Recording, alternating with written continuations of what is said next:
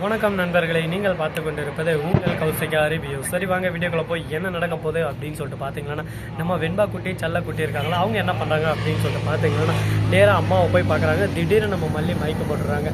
ஐயோ அம்மா என்ன ஆச்சுன்னு சொல்லிட்டு கேட்குறாங்க. மயக்கம் போட்டதோட மட்டும் இல்லாமல் அந்த நேரத்துக்கு கடவுள் புண்ணியத்தில் குடும்பத்தில் எந்த ஒரு பிரச்சனைனாலும் டாக்டர்னு ஒருத்தர் இருப்பாங்க, குடும்பத்து டாக்டர்னு சொல்லிட்டு. இவங்க குடும்பத்துக்குன்னு ஒரு டாக்டர் இருக்காங்க. அவங்க வந்து தான் பொண்ணுக்கு வந்து மேரேஜ் அப்படின்னு சொல்லிட்டு இன்விடேஷன் கொடுத்துட்டு போகலான்னு வராங்க. அந்த சமயத்தில் மயக்கம் போட்டு விழுந்துடுறாங்க.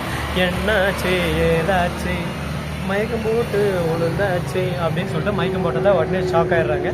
உடனே கையை பிடிச்சி பார்க்குறாங்க. அடடா கங்க்ராச்சுலேஷன் மல்லி, நீங்கள் ப்ரெக்னெண்ட்டாக இருக்கீங்க அப்படின்னு சொல்லிட்டு சொல்கிறாங்க. அப்படியே அதிர்ச்சியில் ஒரு பக்கம் ஹார்ட் அட்டாக்கே வந்துடுது. ஏன்னு சொல்லிட்டு பார்த்தியா, இங்கே தான் ட்விஸ்ட்டே இருக்குது. என்னடா ட்விஸ்ட்டுன்னு சொல்லிட்டு பார்த்தீங்கன்னா, அந்த நேரத்தில் விஜய் இருக்கார்.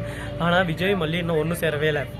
இவங்க எப்படி ப்ரெக்னென்ட் ஆனாங்க அப்படின்னு சொல்லிட்டு பல சந்தேகம், பல கேள்விகள்லாம் வரும். இந்த மாதிரி ஒரு தருணத்தில் கரெக்டாக நம்ம விஜய்க்கு ஒரு சந்தேகம் வருது. அந்த சமயத்தில் திடீர்னு நம்ம ராஜேஸ்வரி வந்து அப்படியே தாம் தூம்னு எக்கிறா. இதுக்கு தான் சொன்னேன்டா, அப்பப்போ போகிறான் அங்கே போகிறேன் இங்கே போகிறாங்களா பார்த்தியா, நல்லா வேலை கட்டேன், நீ எதுக்குமே அவன் கூட ஒன்றாவே இல்லைன்னு தான் சொன்னேன். அப்போ எப்படி அவள் ப்ரெக்னென்ட் ஆனா சொல்கிறா, சொல்லு தாலியவும் கூட குழந்தை வேர்த்த முடியும் அப்படின்னு சொல்லிட்டு ரொம்பவே அசிங்கமாக பேச ஆரம்பிச்சுறாங்க.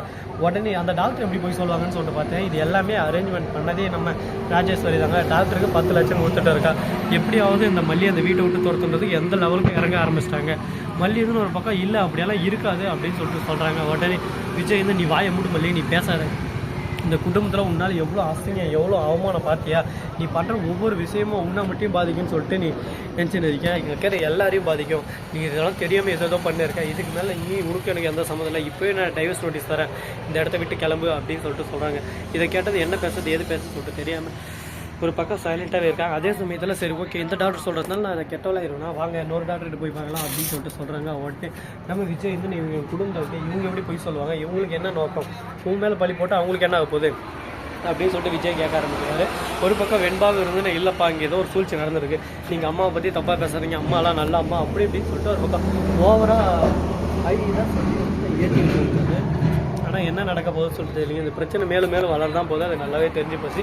இதுக்கப்புறம் என்ன பண்ண போகிறாங்க, ஏது பண்ண போகிறாங்க, இது எதுனா ட்விஸ்ட்டு வருமா வராதா அப்படின்ற விஷயத்தை பொறுத்து வந்து பார்த்தா தெரிய போகுது. சரி இதெல்லாம் ஒரு பக்கம் போய் இருக்கா, மறுபக்கம் என்ன நடக்க போகுது அப்படின்னு சொல்லிட்டு பார்த்தீங்கன்னா, நம்ம வெண்பா குட்டி இருக்காங்களே, அவங்க வந்து மாதம் எப்படி கொடுக்குறாங்க கொடுக்குறத மட்டும் இல்லாமல் எங்கள் அம்மா மேலே எந்த ஒரு தப்பு இல்லை, இது எல்லாத்துக்கும் காரணம் இவங்களாக தான் இருக்கும், இவங்க ஏதோ ஒரு சூழ்ச்சி பண்ணியிருக்காங்க அப்படின்னு சொல்லிட்டு வெண்பா முடிவு பண்ணுறதோட மட்டும் இல்லாமல் இதை விஜய் கிட்ட போட்டு உடைக்கணும்னு சொல்லிட்டு ஒரு பிளானில் இருக்காங்க.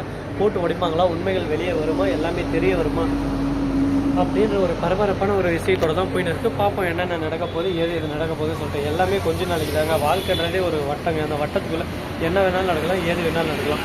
அது குறிப்பிட்ட நேரம் குறிப்பிட்ட காலம் பொறுத்து தான் தெரிய போகுது. பார்ப்போம் என்னென்ன நடக்க போகுது, ஏது நடக்க போகுதுன்னு சொல்லிட்டு. அதோட கடவுளோட அனுதயவு இருக்கிற வரையும் எல்லாமே நல்லபடியாக நடக்கும். அந்த கடவுள் இருக்கிற வரையும் இங்கே எதுவும் ஒரு கெட்டதே நடக்காது. எல்லாமே அந்த கடவுளோட ஆசீர்வாதத்தோடு நடக்கும். ஸோ நண்பர்களே, இந்த வீடியோ உங்களுக்கு பிடிச்சிருந்தா லைக் பண்ணுங்கள், கமெண்ட் பண்ணுங்கள், ஷேர் பண்ணுங்கள், டிங் பெல்லை தட்டி விட்டு போங்க. அப்போ தான் நான் போகிற அடுத்தடுத்த வீடியோ உங்களுக்கு உடனுக்குடன் நோட்டிஃபிகேஷனில் வந்து கொண்டே இருக்கும். மிக்க நன்றி. தேங்க்ஸ் ஃபார் வாட்சிங். Tata, see you. நன்றி, வணக்கம், வந்தனம், வருக தருக.